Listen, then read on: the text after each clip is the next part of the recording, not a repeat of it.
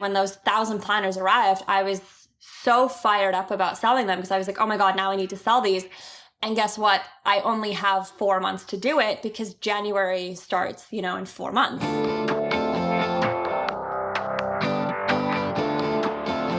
Hey, my name is Felix Tia, and I'm the host of Shopify Masters, a weekly podcast powered by Shopify, the easiest way to sell online, in person, and anywhere in between. Each week, we invite entrepreneurs like you to share what they've learned growing successful e-commerce businesses. In this episode, you'll learn why they moved from focusing on big influencers to instead turning their customers into brand ambassadors, why they give away products instead of discount codes to get email signups, and how they turn a seasonal business into predictive and stable revenue throughout the year. Before we get into our show, I want to share a strategy some businesses are using to help manage cash flow during COVID-19. They're selling gift cards. Gift cards give customers a way to support you right now. We've seen some creative ways to market them, like selling gift cards at a discount, giving special offers for customers who redeem them in the future, and adding free gift cards to high-value cards as a bonus. As part of Shopify's response to COVID-19, gift cards are now available on all Shopify plans, so you can start selling them right away. For more information, visit shopify.com/giftcard.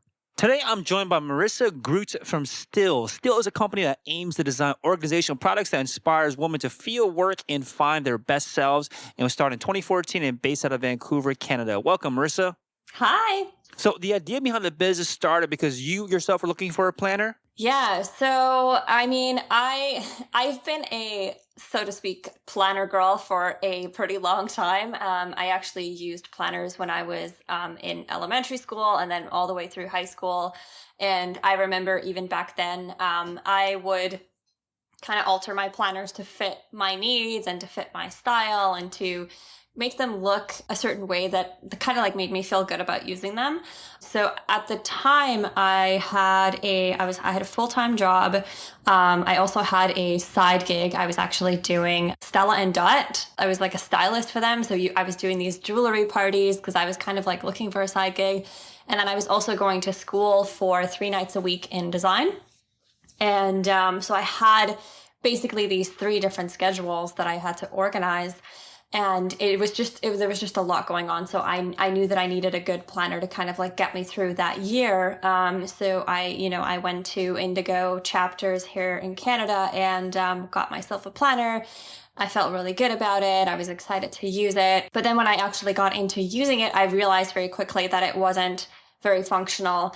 And then also the aesthetics itself wasn't something that I fully identified with, but I thought, like if it was going to serve the purpose, then I was okay with having something that maybe didn't look as pretty on my desk.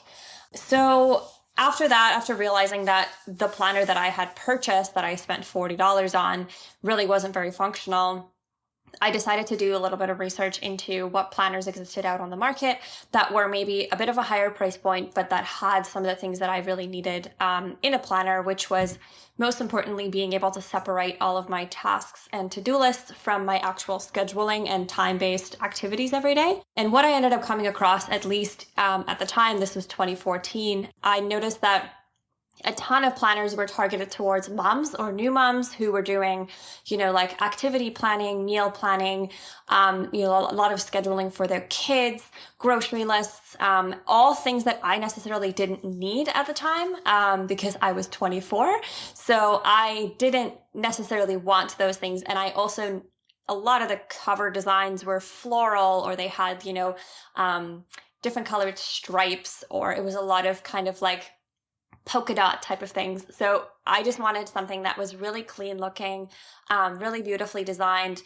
And the inside pages were just a nice layout, really good typography. And at the time, I just really couldn't find anything that was like that. So I kind of set out on this mission because I was in design school to just design my own planner for myself. Not necessarily with the intention of starting a business, just with a basically necessity for something that I needed in my life that I needed right away to kind of get my shit together. So how did you actually design your specific planner? How did you start looking for ideas to make your own planner? So initially, I spoke to a lot of my friends and my colleagues about different ways that they organize their schedules, because everyone does it in one way or another. Some people use, like their Google Calendar. Other people have different types of like organizational apps, like Asana and things like that. So I kind of just did a bit of research into what different types of people are using and what makes them enjoy using these apps and these other books. And then what I ended up realizing, and this was a really big thing for myself, is a lot of the best ways that you can kind of organize your mind is just by being able to get everything that you need to get done on the page. So having a section that is specifically dedicated to your daily to-do list. So the things that you need to get done, that you want to just physically check off, because there's nothing better than the feeling of being able to cross out a task or check it off. But then also like having a separate section entirely for anything that is time-based. So being able to put your lunch meetings, your Skype calls, your Zoom calls, whatever, your activities, your yoga, your exercise, and then even something like as simple as having like dinner plans or meal planning for your dinner, especially if you're working all day, and being able to kind of like write that all out into a planner and having it completely separate. Because then what it kind of allows you to do is look at your schedule for the week and decide, here's how many things I can realistically get done in the day. And then you end up writing that into your task lists and then not feel like you're constantly underperforming, because you're actually getting done the right amount of things and you feel good about it. How did you manage your time from both running this new business you're starting and having to go to work during the day? I honestly think for me, back when I was running the business and eventually obviously got into selling the planners, I still had my job. I was still doing design work and all these things.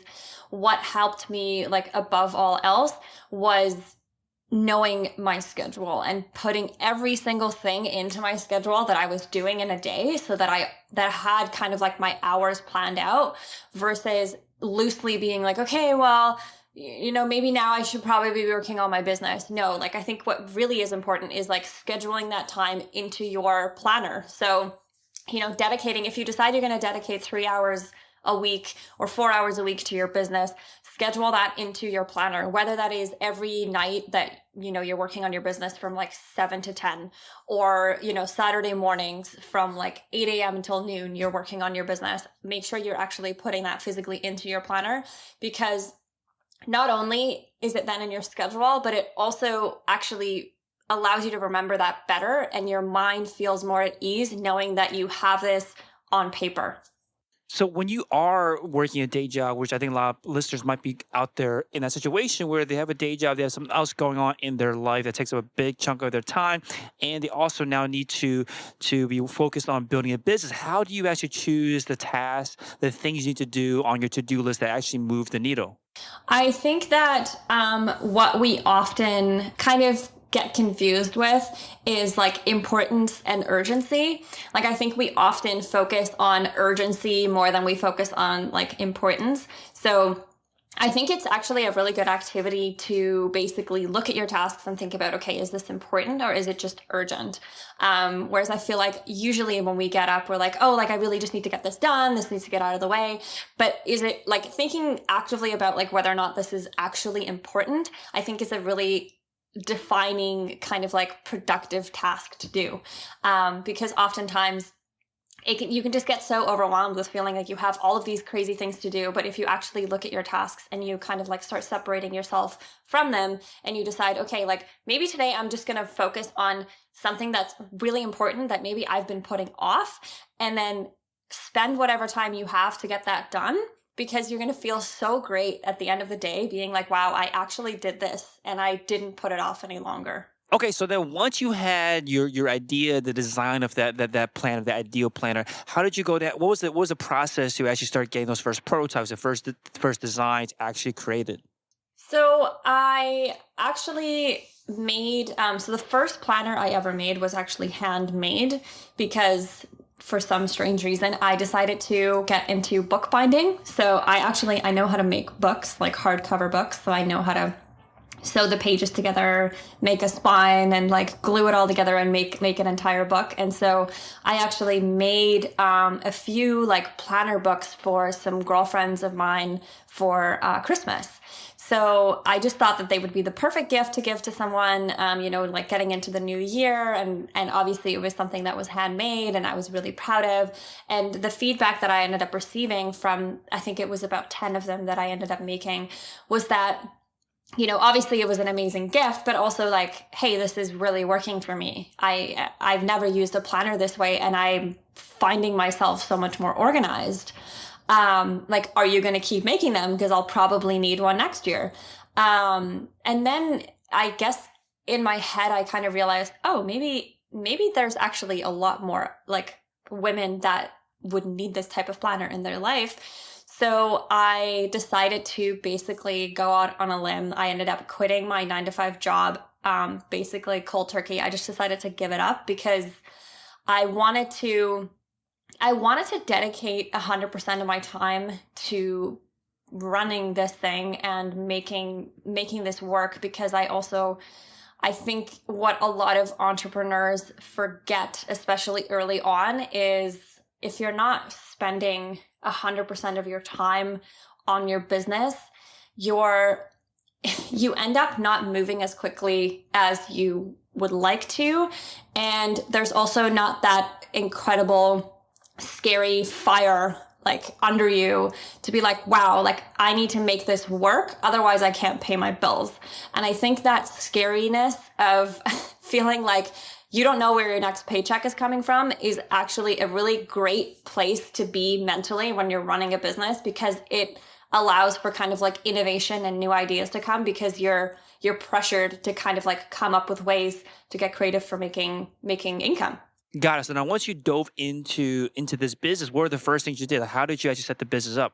So I didn't even have an Instagram account. I had an Etsy store. That's all I had. I had an Etsy store. I was like handwriting all of the, the shipping labels, hand wrapping everything. And I ended up so the Shopify store I launched in August 2015. I think is what it was. I think it was 2015. So for a while I was just on Etsy because, it was handmade and all of those things. But between that period of time, I ended up taking all of my savings. I think I had about $30,000 in savings that I had from, birthday money, working my summer jobs and all of those things, like money that I just like saved, because my idea as, when I was 18 was like, oh, I'm going to get a car when I'm in my early 20s. I'm going to buy myself a nice car. But I ended up realizing I don't need a car. So I ended up putting all of that money into my first production run of 1,000 units, like 1,000 planners that I produced overseas, which I think was the craziest and scariest thing that I've ever done. And I think to this day, I think a lot of people, like in my family at least, like still didn't fully understand like what I was doing. But I just felt like I had an idea, and I felt like I had something that I just wanted to explore. And I was willing to take the risk of like losing it all in order to give it a try. Where did you get your first sales from? So I did have orders from Etsy. I think I probably sold about 100 units on Etsy in that time, maybe 150. Not a lot, definitely not 1,000. I wasn't selling thousands of units. But in terms of going and manufacturing overseas, that's what made sense. It made sense to do a larger run of books. Obviously, I was very naive to the whole experience, but I think that was actually kind of the amazing part of it, because I didn't know what I was getting myself into. I had never done it before, but I learned so much in that process. And when those 1,000 planners arrived, I was so fired up about selling them, because I was like, oh my God, now I need to sell these. And guess what? I only have 4 months to do it, because January starts, in 4 months. So that's the other thing about having a dated planner product is there's a certain buying period where people buy these planners for their new year, because they like to be able to set up their year. They like to be able to have it ahead of time. And then when January starts, like everyone is set and ready to go. Tell us about how you found your manufacturer. How did you find a manufacturer to produce these planners for you? I ended up connecting with a friend of mine here in Vancouver that knew somebody that worked overseas at a printing place. I myself, like when I was in design school, I did a lot of print projects and I had a lot of printing experience through, working with printers here locally. So I knew what I wanted in terms of paper and finishing and foiling, and I knew all of the lingo. I knew how to create dies. I knew how to do all of that. So for me, it was just a matter of finding a connection overseas and being able to basically communicate what I wanted. In the end, I learned a lot in terms of how to communicate correctly with like overseas partners, and how to get across like what you're trying to do. So I think it took 3 or 4 samples, back and forth for us to be able to come up with a planner that actually worked. Because initially I had this idea of having this pocket inside the planner every single month, but it ended up making it like 5 inches thick. So I was like, oh, this is definitely not going to work.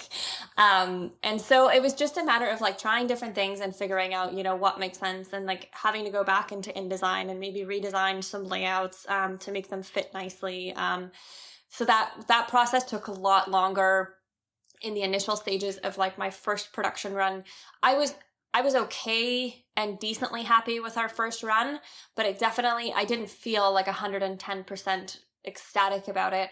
So I really was excited to kind of like get into 2016 to really try and focus on like making it better. So every year it's kind of been more of a focus on just like, how can we make this better this year? And now that we have such a huge platform of women, we go to them directly to be, to get feedback from them. So it's so much different now than it was back then when I was just making decisions on a whim to be like, oh, I feel like this is what I would use. This is what I would use. So let's just go with that, because I didn't really have that sort of like huge network of customers to kind of like fall back on.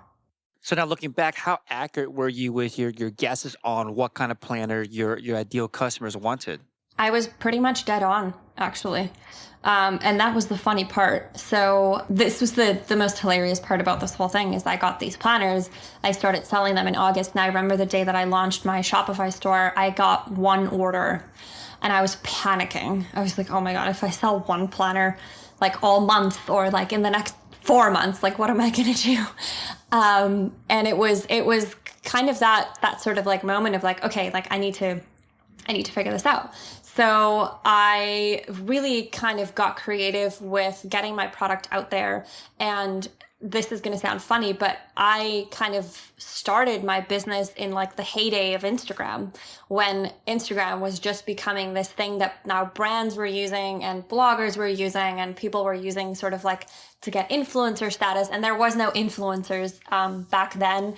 So, like reaching out to bloggers who all had blogs, who were writing blogs, was a lot easier, because a lot of them at the time were looking for content, because they didn't have these big brands gifting them things. It was more so like a new thing where you would reach out to someone and be like, hey, like I'll give you free product if you write a blog post.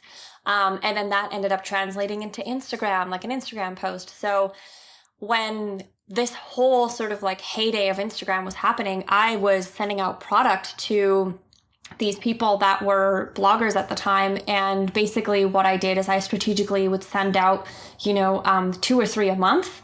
And then there was a chance that, a customer or somebody would see the same planner on maybe 2 or 3 different platforms a few weeks apart. So maybe they follow, Blogger X, Blogger Y, and Blogger Z, and maybe they see it on Blogger X and Z's posts. And they think, the second or third time that you see something, you're like, oh, like I've seen this before. I think I should get this. So that's basically what ended up happening, is I kind of just like set myself up in this way where people just kept seeing it like here and there, like a couple weeks apart, or, and it was quite easy for me to just reach out to people that I was following myself, whose content that I really cherished myself and that I enjoyed reading. So it was easy for me to reach out and just say, like I've been following you for a year, or like I've been reading your posts, and here's what I love about your style, whatever. I feel like you could benefit from using this planner. And at the time, it was just so easy to send out a gift. And then the other thing that I did was I really wanted to get my planner onto sort of like a big retailer shelf. And so I ended up reaching out multiple times to Chapters Indigo, which is like our biggest sort of like bookseller here in Canada.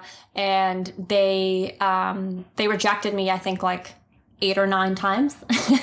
And then the 10th time somebody was like, okay, well, send us the sample and then, we'll see what happens, kind of thing. And sure enough, a couple of weeks later, they ended up placing I think it was around 200 units that they ordered from me, that they sold in 3 days. And during those 3 days, I sold out of everything on my own store. So before the year ended, the year 2015, I was completely sold out of product and I had nothing to sell. That's amazing that you stayed persistent and finally got them to work with you. So now, is that something that you still do today, or something that you still recommend other people do today? It's changed so much in the last couple of years. I feel like every year had a new wave of something different that we were kind of doing. Nowadays, like today, we've focused so much more on our customers' Instagram than we do on influencers.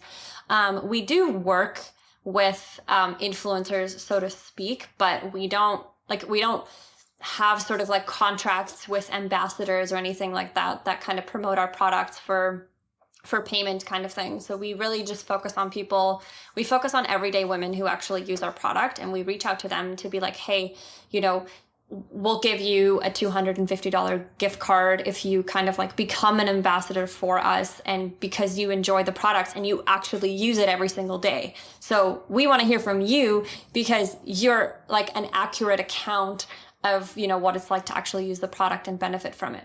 Okay, so you think that these kind of smaller micro influencers have been more effective for you than these bigger influencers in your space? I think that like a couple of years ago, I think things were a lot different, and we were definitely focusing more on like the bigger influencers, and it's like what everybody wanted.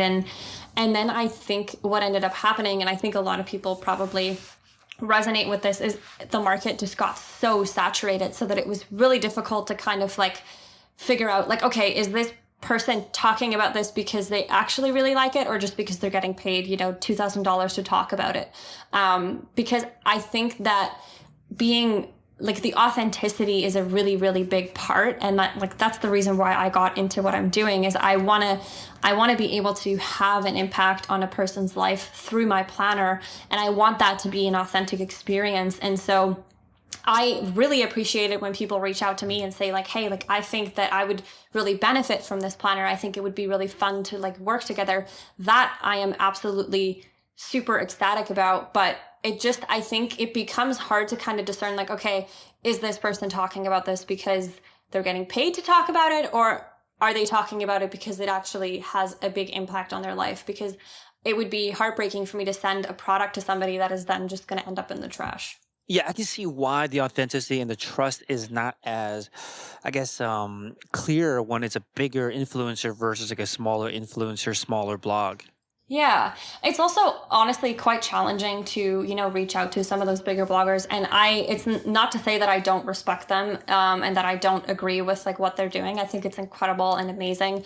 I think it's just difficult for, a smaller business to kind of to get to those people and to feel like you are, you're on the same level as some of those bigger brands who can pay top dollar for something. You end up just kind of feeling a little bit lost and feeling a little bit discouraged. Hey, real quick, if you're enjoying the show, please leave us a review on iTunes and let us know what you think or what you'd like to hear more of. Now, let's get back to the interview. Do you spend a lot of time educating your customers, your prospective customers on how to use a plan, or is it something that you focus on? So I think that we have done, over the years, we've updated our website pretty much quite consistently and constantly. And we do have videos and ways of like using the planners, but I think that they are pretty straightforward. Each planner has its own sort of like planner guide in the beginning pages that you can kind of like read about how the planner is intended on being used and the kind of like system that it follows. We also have we have lots of different types of planners now. So each one has kind of like its own unique kind of like feature point, because so many women do their planning so differently. So we, over the years, had to kind of come up with new solutions for other things that women would want to plan their days with rather than just the one product. But generally speaking, the people who purchase our product are people who already use planners and who've already done their research. They already know the competitors. They maybe have used a competitor's planner and they're looking for something different, or they've been searching for something different and now they finally found it. So they actually, the market that we're in, they understand exactly what they're looking for. And when they see it, they know that it's the right thing. What's the main area of focus that you focus on to differentiate yourself from competitors? So the number one thing is the aesthetic. I was born in Switzerland. I grew up in Switzerland. I lived there for 14 years. And so I was always around very like minimalist design and like modern looking things. And so I think that I carry that forward in my design work. And so from the feedback that I've gotten, that's the number one thing that women like the most, is having something that is like aesthetically beautiful, that can sit on your desk, that you can look at, that almost becomes like an accessory in your life. You know, you can put it in your purse, you can feel good about pulling it out in a meeting and taking notes and things like that. And it becomes this kind of like symbol of power in your everyday that kind of is helping you keep it all together and do all of these things. So you credit a lot of your success to word of mouth, and having a beautiful and visual product certainly is critical to that. But do you do anything else to encourage your customers to share your product? So I think that what the beautiful thing is, like, it's kind of happening organically. So, you know, we include really personalized, like we handwrite every person's name on our order. We include really personalized notes to them. We ask them to leave a product review. So all of those things are actually kind of happening organically when the person receives the parcel in the mail, and they feel inclined because of the aesthetic to kind of like share about it on social media and talk about, you know, the different benefits that they're experiencing from having this planner in their life. And obviously that goes out to all of their friends. And so, you know, we don't even have to ask to be like, hey, do you mind posting this on Instagram? It ends up happening organically, which is really, really quite beautiful.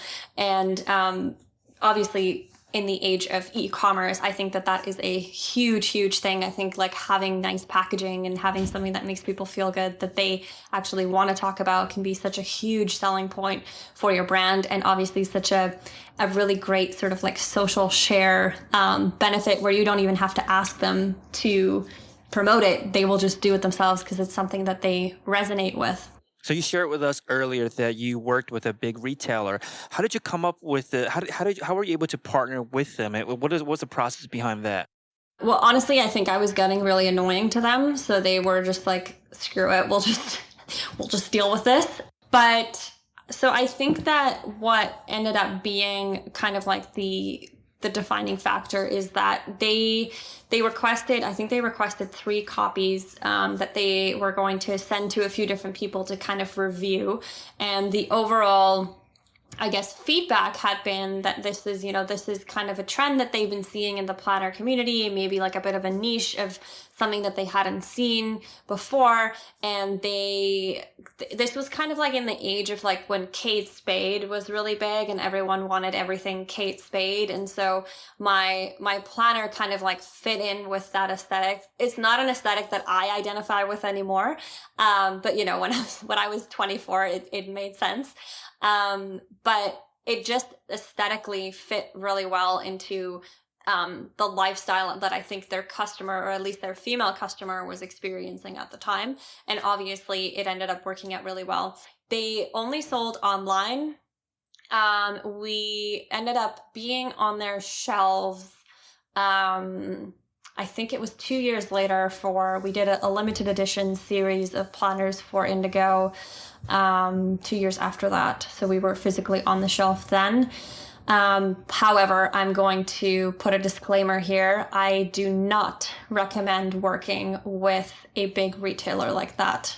It was not a good experience for me. And it was a really, really incredible learning experience for me, but I do not recommend for small businesses to get involved with companies like that. So one of the powerful things about working with a big retailer is that exposure to new customers. But what were the problems that you encountered that you faced with working with a big retailer? I mean, I think it can obviously it can give you exposure to new customers. But the thing that was obviously the most difficult is that they took 70%, which at that point, like my margin is so small that I'm barely making a profit. And I was so small at the time that obviously I was open to taking anything. But I think about this now and I think about, wow, I was losing 70% of my margin. What if I had taken all of that money and put it into Facebook ads instead? Like, what could have happened then? Like, I could have been driving all of this traffic to my own site and I could have been selling at full margin instead of just giving up that money and like hoping for people to reorder. The other problem that you face with these big retailers is if they notice that your product is selling really well, they're just going to go and make it themselves. And that's what happened. So they ended up actually taking a lot of my designs and a lot of my work and basically putting it on anything and everything that they were selling that would go along with my planner. So I was getting, at the time I was getting Snapchat messages and like photos of people being like, oh, I didn't know that you made this. I didn't know that you made that. And none of that was my product. Yeah, that must have been super frustrating that you spent all this time designing and creating your product and then they just copy you like that.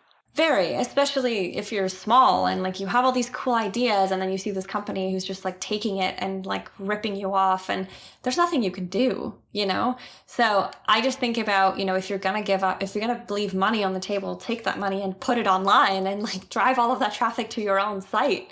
Versus, relying on like this big retail chain to kind of like drive your business. Because the other thing is like at the drop of a hat, they could just say, we're out. We don't want this anymore. And then, a large part of your business is gone. Nowadays, when you create new products, what are some ways that you get this feedback from your customers on new product designs, new ideas? So we really, we do a lot of we're obviously very active on Instagram. So we do a lot of polls. We send out questionnaires through email. We basically reach out to everyone who purchased the planner last year and we ask them sort of what did you love? What didn't you love? What suggestions do you have? Like, what can we improve? And people are really actively happy to give that feedback. And certain people write, entire essays about certain things that they love or really, really didn't like. And it's always funny because the sort of comment at the end is always like, it's not that I'm not going to buy the planner again. It's just that I really didn't like this part about it, but I'm still going to go and buy it again next year. So I just wanted to give you my feedback, which is kind of funny and also obviously amazing. Now, I want to talk about marketing and the sales you've been able to generate online. What has been the most successful marketing channel for you? Our most kind of successful thing that we're doing right now is through email capture. And what we actually do that I think a lot of people don't do is we give away a free product for email subscription. So when people sign up for our email newsletter, with their first order, they get a free sticker pack. I know that a lot of other companies, do get 10% off. But there's actually so much more value in giving somebody, a $13 value product. And that doesn't mean that product has to cost you $13. But I think the value of getting a free product with your first order is just something that people don't like to pass up. I also think that as a small business, you don't want to train your customer to expect a discount all the time. I think that that's a really bad plan of action because then if you come out with something new, they'll just be like, oh, I'm just going to wait 2 weeks because it's just going to be on sale. So you want to find ways that you can obviously bring sales in without actually doing a sale. And that maybe sounds a little bit funny, but there's so many different ways that you can kind of create a secret sale without actually being like, here's 30% off, because we do that once a year on, obviously the Black Friday, Cyber Monday thing, but throughout the year, we kind of find secret ways of giving people value, of kind of doing a sale without actually being like, here's 25% off kind of thing.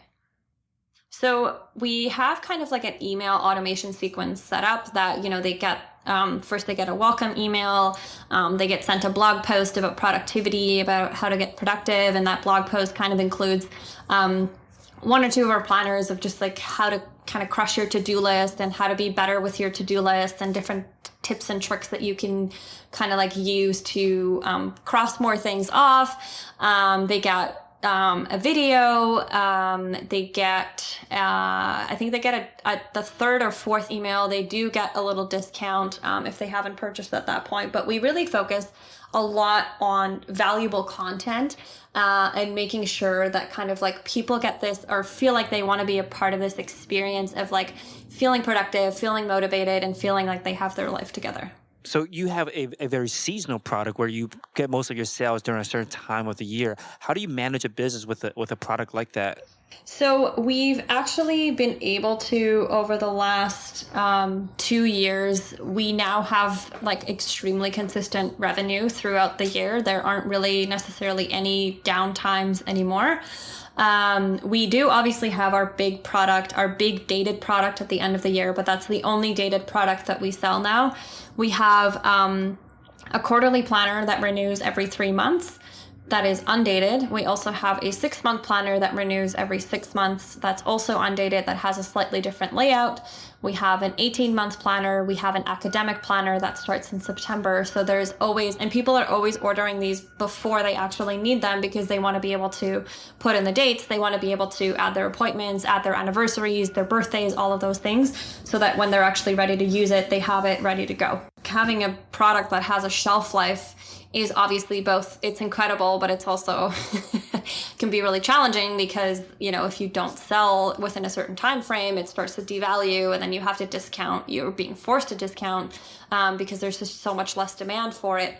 However, what we've found is with our annual sort of like, obviously right now we're coming up to 2021 planner, people will pre-order as early as July for the new year. So because of like the kind of like market that we're in, a lot of our customers they want to be very organized, and they want to make sure that they have their planner for the new year. Also, because we tend to sell out, people from the previous year feel inclined to kind of pre-order to make sure that they don't miss out this year. So we always do a pre-order period of like 2 months before we actually send the planners out. Now, you mentioned to me prior to this call that your most successful and noteworthy marketing strategy so far has been your mystery boxes. So tell us more about these mystery boxes. Our mystery boxes are probably our best-selling thing that we do.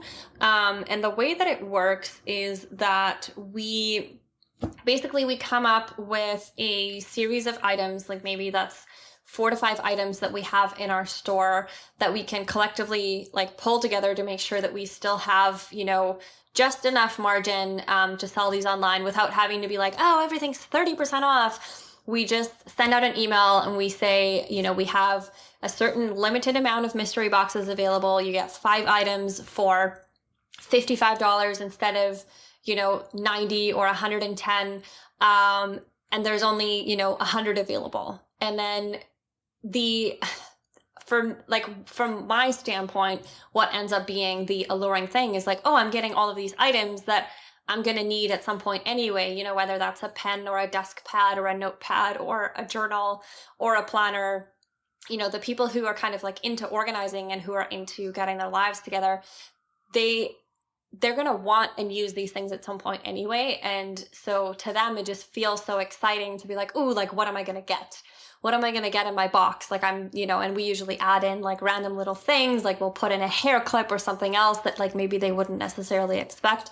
So there's just like so much room to do kind of like a fun thing by giving people something where they don't necessarily know what's going to come in the mail. And I would say 99% of the time people are really happy with what they get, but there's always like 1 or 2 customers that are like, I hated everything. But they might have not purchased anything in the past. So they might have not, you know, necessarily known what they were getting into. But generally speaking, if, you know, the customers that are kind of champions for your brand, who support you anyway, they love this because they feel like it was personalized for them. They feel like it was curated and put together. And it's something that is really unique that you can do, especially as a small business, because, you know, you're not part of like this. We're not part of a 3PL. We do all of our own like packing and shipping because we also do customization. We do monogramming. So it's something that you can easily do if you decide like, oh, like maybe I have this this journal or something that's been sitting, that's not selling on our website. Okay, well, let's throw it into a mystery box. So I think that that's a really great way to also get rid of old stock that maybe you aren't selling anymore. How much again for these mystery boxes? $55 has been the sweet spot. You also mentioned Black Friday and Cyber Monday being a critical time for your business. So tell us more about your strategies for Black Friday and Cyber Monday. So for Black Friday, our strategy is a lot different than it would be throughout the year. Our Black Friday planning basically starts in September. And there's probably like 20 or 30 or even 40 different emails that are all scheduled out. And like we really segment all of our lists out. So like it's a pretty intricate process. But for example, if we decide to do one, let's say we do one for Easter, we do like an Easter mystery box. Usually what we'll do is we'll email the subscribers like a week before. We give them a heads up like, hey, mystery boxes are coming. There's only going to be 100 available. Same thing goes for social media on our Instagram. And then, we'll say, they launch 9 a.m. PST Monday. We send out the email. We have the listing up. It exists as a product on the Shopify page. And then we kind of just like sell through them. And if we don't sell through them in the day, we continue promoting throughout the week. And then eventually they're gone. You also have something super cool on your website, which are these Easter egg hunts. Tell us more about how these Easter egg hunts work. I had this idea when I was driving in traffic like 2 years ago. I guess this my third Easter egg hunt? Yeah, it was my third.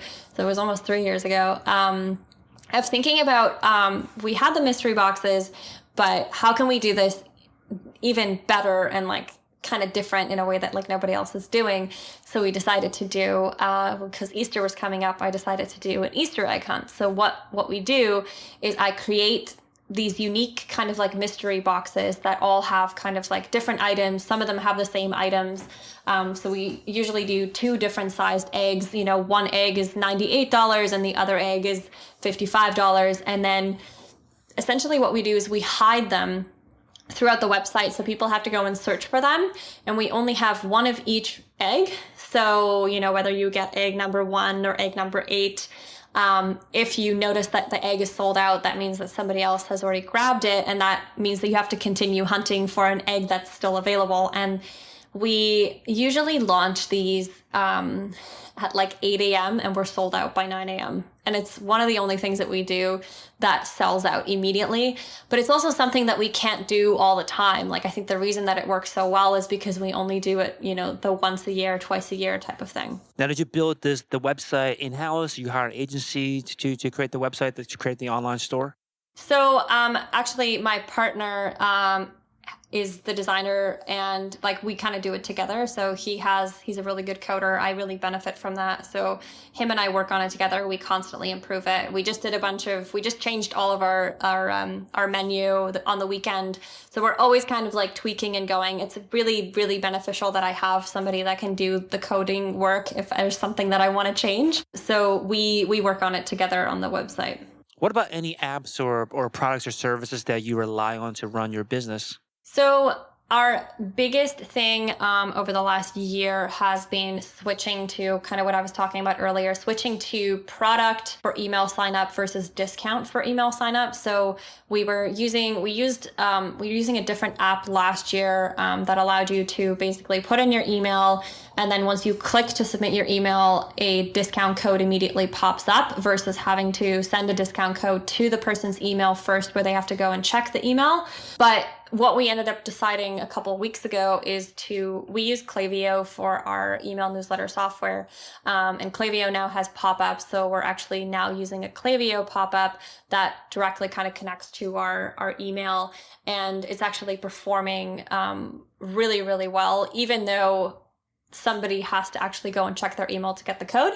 But that has been kind of like the biggest sort of like defining thing that we tweaked last year on the website that has made a huge difference. So we use Recharge for our subscription products. We use Stamped for reviews.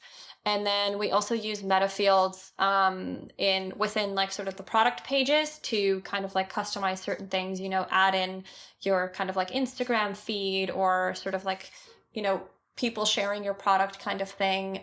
We're able to add in like YouTube videos and things like that. So I think those are probably the three biggest ones. Back in stock is a really good one too. If, something is out of stock, people are able to put their email in, and then you can email them once, the item is back in stock.